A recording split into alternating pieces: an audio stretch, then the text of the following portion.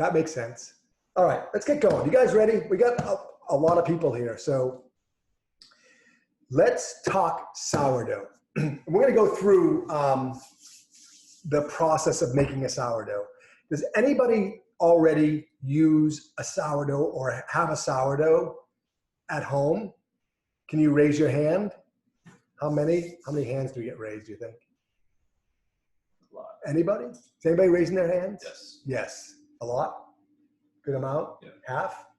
Yeah. All right, good. That's awesome. Okay, cool. So today, feel free to chime in. Like, we're going to try to keep an open dialogue because sourdough is not new for us, but newer. We don't use a lot of sourdough. We have been the last, I'd say, 6 months. We've been doing more just because why not? It's cool. And it really became really cool when you can't find yeast in the stores. It became even more popular. So we want to kind of have a vibe of how to use it and teach it, etc. But it is intimidating, and there is a recipe in our book. We've tried different variations here from start to finish. The easy thing to do is borrow some discard from one of your friends, right? Or the bakery. Feel free to go to your local bakery, your friend, and ask. Somebody's here up there, Joe. Ask if I didn't tell him it was the barn, but why don't I just give him a flag? Ask them to borrow some, because everyone who bakes has some extra sourdough starter, and typically they will discard half of it almost on a daily basis. So feel free to ask somebody. And then the maintenance of it is really simple, which is great. And that's what we're going to cover today. But today we're going to start from scratch. We have no yeast. Now, the downside of sourdough in the beginning is that it's going to take probably 7 or 8 days to build up enough of a starter to get the gases flowing inside where you can actually use it practically. So let's call it a week. Today is Wednesday. So we're going to do, today's the class 101. Next week we'll do class 102. And we're going to bake with the starter that we create today next week. So figure out it's going to take about a week to get this thing going. And you could probably fast track it and do it in 4 or 5 days, but that's not what this is about. This is about creating something and having it, for forever, unless keep it in your refrigerator. So keep that in mind. So the things, are you ready to get going? So the things that we need to do to get started, there is some equipment we like to use, and there's a lot of different variations. If you guys saw on the sign-up sheet, a glass jar is cool because they have these nice lids on them. You can keep them cracked open. They clean nicely. You probably want to get at least 2 of them because we got to continuously clean our container out, okay? Makes sense? So this is a must. It's really going to be important also in the beginning to use a scale or some way to measure, because the nice thing about a starter is it is 100% hydration. In other words, we are always or almost always adding equal amounts of flour and water. And the only way to really do that is with a scale or practice. But really a scale is important to dial it in. And the reason we say 100% starter, so it's going to be liquidy, because when we want to put it into a recipe, it will, the math is super easy, right, Chef? It's just really easy. So in other words, like our dough recipe calls for 500 grams of flour and 350 grams of water. When we substitute yeast into that recipe, we simply reduce the flour by 50 grams and we reduce the water by 50 grams and we add 100 grams of starter. So we're basically putting it back in. I hope that makes sense. Really simple.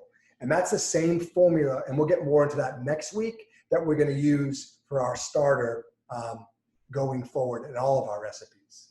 All right? So just keep that in mind. So when we're making our starter, it's always equal parts flour and water. Okay? So you need your glass jar. Boom. You need a scale. Boom. You need something to mix it with. And I love these GIRs. It's a silicone spatula, but it's somewhat stiff, but it's got no crevices on it, so it cleans really easy. So or a spoon, a wooden spoon, anything like that. Other ingredients, water. And water, it's important to use a filtered water because there are some chemicals in water. What's in there? Like there's like some chlorine in water.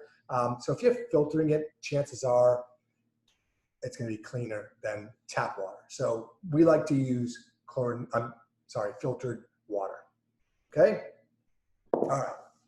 Flour, another ingredient. So, and if you're not writing these things down, we'll follow this up. In fact, you can watch this video again, but we'll follow it up with a list of things that we need. There's a lot of different rules of thumb on the flour.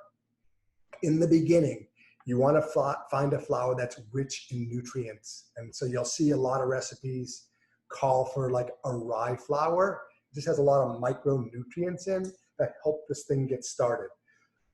So rye flour is like the dream setup, right? Rye flour and water, equal parts. For the first 4 or 5 days, well, guess what? We don't have rye flour. So what do? Do we not do this, chef? Or do we substitute? And we're going to substitute. So we're going to use all-purpose flour. So this is Bob's Red Mill Organic All-Purpose Flour. And I know we use bread flour in our recipes, and I've started some sourdough starters just using bread flour, and I've started some just using all-purpose flour. And I maybe see it took a little bit longer with the bread flour, potentially, than the rye. Again, if we give it 7 days, this is going to work beautifully. My thing would be use flours that you like to ingest, and organic is really important. So Bob's is a really great flour. I use this for pizza, for English muffins, for bar pizza, for a lot of different other things. So I didn't have to go buy anything specifically for my starter. So I'm using what I have. And I recommend the same thing. Does that make sense so far? Does anybody have any questions? Brita filters are great. Yeah, that's a great idea. The rule of thumb there is if I drink the water, like how I like to taste it, it's going to be fine for your starter. And I just don't love tap water. In my town, might be better in your town. Get it tested if you don't know. Whole wheat flour or whole wheat ground bread flour. Great ideas. Yes, because they've got some nice micronutrients inside. They're great. I think what will happen is naturally it might be more active than say a normal pale all-purpose flour. If you start with rye, do you need to stay with it? No, you can start with rye, get this thing fired up, and then replace it with things that you might be using more. Also, and we're going to get to feeding this thing and how we start in just a few minutes, combinations. Combinations are great. Again, I guess our feeling is like this should not be a stressful event.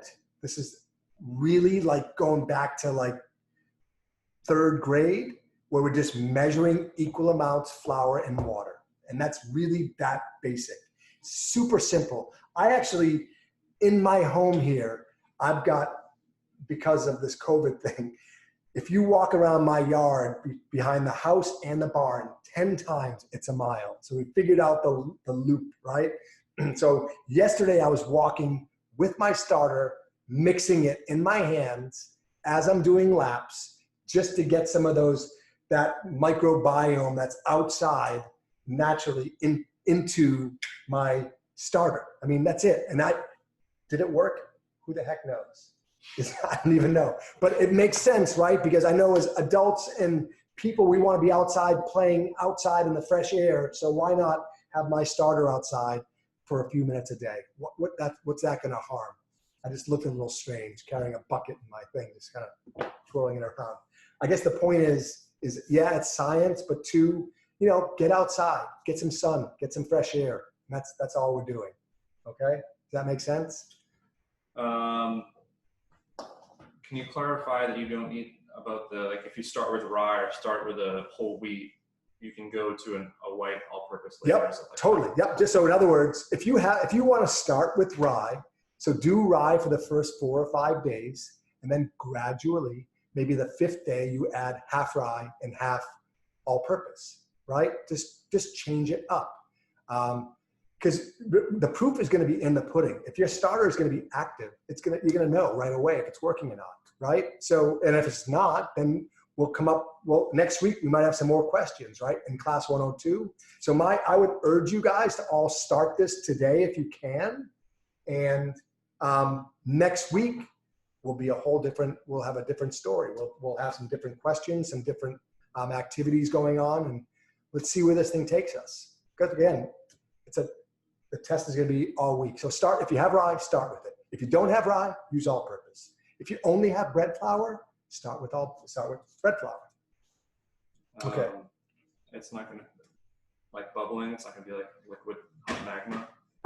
Yeah. Like, people think it's going to be percolating and like getting crazy. Oh yeah, no, it's not. So even when it's very active, it's gonna rise.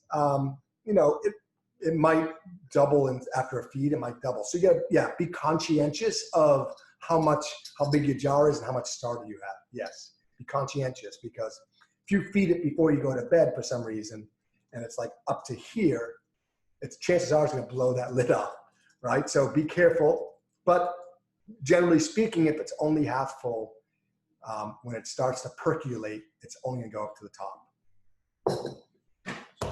But don't expect those things for 4 or 5 days anyway.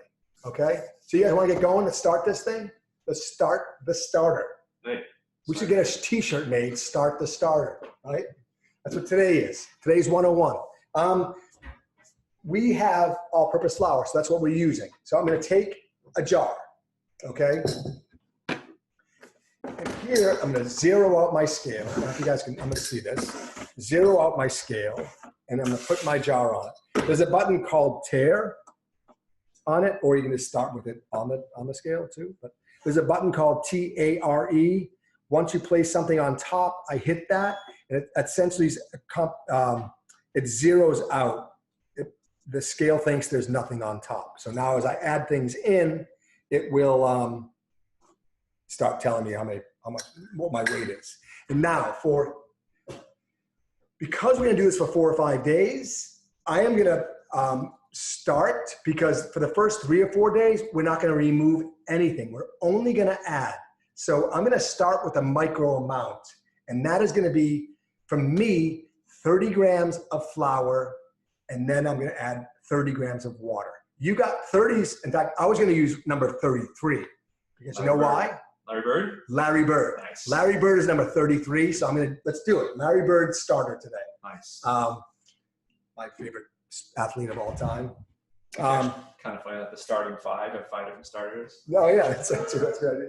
So we got I'm not going to spoon. I'll just get a spoon here.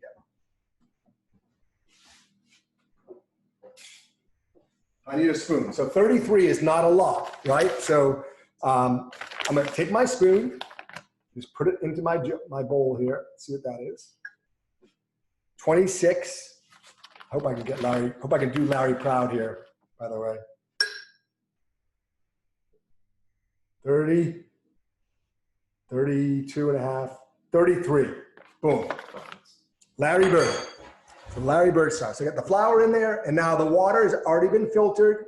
And what I'm going to do is pour my water in, tear it out again. Carefully, do Larry justice. It goes fast, guys. 30 is not a lot. And again, I'm doing equal amounts of flour and water. If I put 34 in there by accident and I have 33, I'm close, right? So I've got both of my flour and water in there. That's my ingredients. That's all I'm going to do. And so now I'm just going to take my spoon and just mix it. Not much going on here, right? It's almost like paste. That's it. Okay, so now I've got my starter in. Okay, it's pretty mixed, pretty good. And just press it in. Oh, any clumps in there. First day is always fun, right? Press it in. How am I doing, Chef? Do you guys see what I'm doing there? I'm just literally mixing it like a school project. So I got my flour and my water in, and now scrape it off. That's it. Done. Hands off, right? And smell it. Smells like flour and water. That's it. Done. So now what I'm gonna do is take this, and I want to, you could use a thermostat. You could, not a thermostat, a thermometer, and check the temperature. What I want to do with this ultimately is store it at about 75 to 80 degrees. I think that's the dream setup, right? So inside your oven would be a good spot. Inside your microwave, someplace where there's like no drafts or anything. I'm not gonna make this thing airtight. I'm gonna leave the lid loose like this so some air can get in. I'm gonna let this thing sit for 24 hours.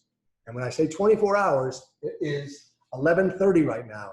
So that means anytime tomorrow morning when I get up between say 6 a.m. and 11 a.m., feed it. That's it. And when we say feed it, Larry Bird.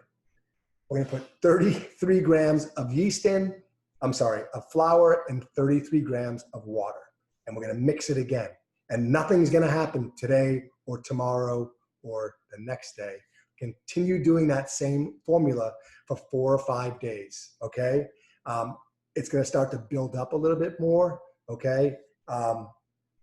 You might start to see some activity. You might start to see some bubbling after like days 4 or 5, okay? We're gonna feed it once a day until then, okay? And then so that'll bring us to, today's Wednesday, so like Monday? Sunday or Monday. Let's say on, when do we wanna do it? Monday? What, to the class? Yeah, no, we'll do another class on Wednesday, but on Monday, should we start doubling it up? Feedings and discarding a little bit? Yeah. What do you want to do? Let's do Monday. So on Monday, you're going to continue that same cycle every day for 5 days till Sunday, right? Or Monday. On Monday, we're going to start to take some away because now we're going to start to see some activity. So we're going to remove 1550. Yeah, remove half of it. They call that the discard, and there's gonna be some activity in this at that point. It's gonna start to have some aroma. It's gonna start to smell. It might smell like acetone, right? Is that the right word for that? Yeah. Paint thinner almost. For the first 5 or 6 days, and you're gonna start as you mix it and add and like replenish it. It's gonna start to smell a little bit more yeasty. So for the first 5 days, then what we're gonna do is we're gonna start removing it. So as it gets bigger, we're gonna start discarding and then adding that number. And your Larry Bird number might change because now we're getting closer to using this, and you're gonna wanna have more starter to play with. But that's gonna bring us up to about halfway point. So look at this. Wow, we got our own starter. We measured this is what, 650 grams. So you can see it's almost filled up. It was fed, when did you feed this, last night? Last night. So this is it's already kind of peaking or maybe past its peak. It came back down a little bit, which is awesome. It smells amazing. This one's only a couple of months old, right? Probably since COVID started, right? So probably since March, and it's already active and amazing. Smells incredible. We've used it a few times for certain things, and it's awesome. So in just about 10 to 15 days, you guys are gonna have this kind of active starter. But for now, until next week, let's focus on just Larry Bird feeding this thing for, a little bit every day. On Monday, we're gonna discard some, like half of it, and then add in, you might want to up it to 50 grams of water and 50 grams of flour. And you'll start to mix it up, always mix it thoroughly, and start to see if you're getting any more activity. Keep it in a warm environment. It's that simple. Walk with it outside, hang with it. It's like my dinner date last night outside on the porch. My starters, mix it outside, get some of that really, the freshness about outdoors in there. Make sense? Not rainwater though, no rainwater. Are you ready for some questions? It would work. Yeah, questions, let's fire them up. When should we actually close the lid? I only personally close my lid so after this thing's been going for, call it 2 weeks, it's pretty active.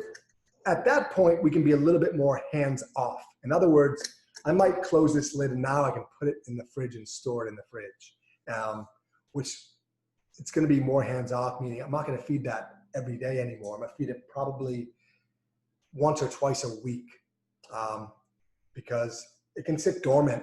It's going to reinvigorate itself really fast. But it can last a week to 2 weeks without any kind of activity once you have a pretty good going starter.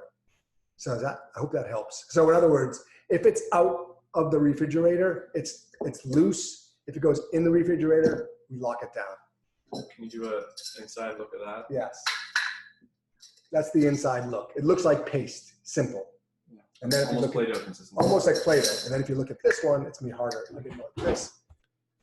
You see this, it's got some more bubbles in it, right? It's more active. And you can really smell it. It smells like San Francisco, right? And by the way, we made English muffins with that this week. And we're gonna start sharing the modifications to using starter in your recipes. And it's cool. It's definitely cool. Pizza dough. Let's go into the question, why use starter in pizza and not just yeast? It's cool. Well, you know what, to be honest with that, it's cool, right? It's one, and there's a yeast shortage. So it's hard. Like, what do you do if you can't get yeast? It's nice to have a starter in the fridge to say, I can still make my breads. I can still make my pizza or bagels without yeast. And that's really an amazing factor in all of this. What if you go on vacation for a few weeks? Sure, fine. Put it in the fridge. It's good. Remember, once it's activated, it's good. It's got some vibrancy in it. It's going to be okay to make it dormant, because when we come back from our vacation, and there's other things I think you can do to really dehydrate it even more. But yeah, in other words, you're good. Put it in the fridge. You're fine. If we take half out on Monday, do we add 50 grams of each back on Monday, Tuesday, and Wednesday? Yeah. Totally. Yeah. And then on Tuesday, you might want to discard a little bit too, because we don't want this thing going past the halfway point with fresh stuff, because then it might expand too much. The natural yeast will start, you'll start seeing the activity and you want to blow your lid off. What happens when it molds on top? Like the liquid, Yeah. I literally just discard it. If there's some liquid on top, and you'll see that actually after it's been in the fridge for a couple of days, because now we're not being as active with it, you'll start to see that liquid form on top, and we simply just pour it off. It almost like separates, like you would milk the solids, but the liquid will separate out. We just pour that out. Do you have to discard it, or can you make another batch with it? The whole, Like if you discard 100 grams of it, can you make a batch of sourdough from it, I guess? I guess you could probably start another one. yeah, you could just start another one whenever you'd like, or you just keep it going. Does that answer that? I guess. Hope so. Once activated, can I use it for other breads besides sourdough? Yeah, in fact, a lot of people use combinations. First of all, you can use this and yeast to kind of keep things moving. This doesn't take away from long ferments though, because remember, the long ferments what helps break down glutens in our pizza dough in particular to make it easier to digest. I've seen some sourdough recipes where they'll take their bread flour, they'll make their pizza dough today and they'll serve it tonight. In my opinion, that doesn't make it healthy. Those glutens are still really strong. I still think you want to, because it's sourdough, you still need to ferment over a period of time to get those same benefits, those same health benefits. So I've tasted some sourdough breads that aren't very good, meaning they have no flavor. To get pizza dough more sour, do you increase the ratio of starter to the rest of your flour? That's a great question. We're going to in fact, we might do a pizza dough next week, but we found the formula to be 20% starter into the recipe. And we'll break that in. And the one I explained to you guys earlier, substituting, taking 50 grams of water out and 50 grams of flour out and replacing it with 100 grams of starter seems to be a winning formula. A little more detail on how much to remove and replace Monday and Tuesday. Half. half. That's it, half. In fact, don't stress about this. This is like third grade science class. Do not stress. Eyeball it. Don't even measure it. Take out what I think is half here and replace it with half. Eyeball it. Again, we don't want this to be like, it's a science project, but it's not super science-y. We don't want you to be intimidated by it. So when we say half, it's half. Will this taste like San Francisco sourdough? Better, totally. Only if you want it to. Again, it's going to come down to the flour that we're using in our breads and all of those things. How do you get it out of the jar? So we've linked on our sourdough page, hopefully you guys all have access to that, to a straight jar. This one's still cool because some of them, I've had another one. In fact, I'll show you one. It's more pronounced. Like this one I've made, this is the smaller opening. So this is what they call a mason jar, and you all have these, a ball jar. This opening is really narrow compared to the jar itself. It's a pain in the butt to clean this one out and to mix. This one's got a bigger opening. We linked to one that actually has even, it's even. It's a much better opening, straight-sided essentially. It makes it a little bit easier to mix and clean because this is a pain in the ass to clean. Do you need to feed it before you use it for a recipe? Yeah, good question. Let's say I felt like making bagels today and I knew it. I would get up early, like 6 a.m. and feed it and give it like 4 or 5 hours to kind of do its thing. And that seems to be a pretty good formula. Some recipes you don't need to feed it as much. Like a lot of recipes will use the discard, meaning I'm gonna dump half of this out today. I might use that for pancakes where I don't really need that vibrancy, or waffles. Okay, make sense, you guys? Awesome. You guys rock? Yes. Good. Anybody else?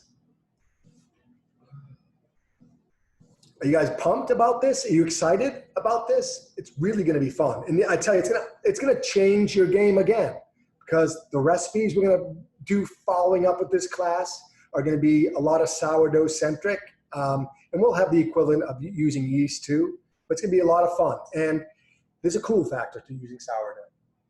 But again, and it's nice to have one because had we anticipated this stay at home, whatever this is called, in February, we would have been ripping this thing already. Because yeast is hard. It's still hard to get today. I was at Whole Foods on Monday. I could not find yeast anywhere. And if anybody does need yeast, send me a message. We can help you out there. I'm putting a link to our sourdough page in the Q&A right now too. Yep, we're gonna put the link to, we have a page for starter with all the equipment that you need and stuff. And I urge you guys to literally just start your starter. Larry Bird, just go, you get nothing to lose. It's worst case is you gotta start over again. But just, if you're gonna be home for the next 5 or 6 days and you like baking and you wanna have a starter, let's do it right now, today. Change your life. Take that leap. Anybody else? I would just say rule of thumb, whatever you take out, whether you're discarding it, throwing it away, or putting in a recipe, whatever you take out, put back in. That's it, yeah, simple. Pretty easy. Yep, pretty easy. And there's no right or wrong answer. But just, have a little bit left. Don't take it all out, obviously.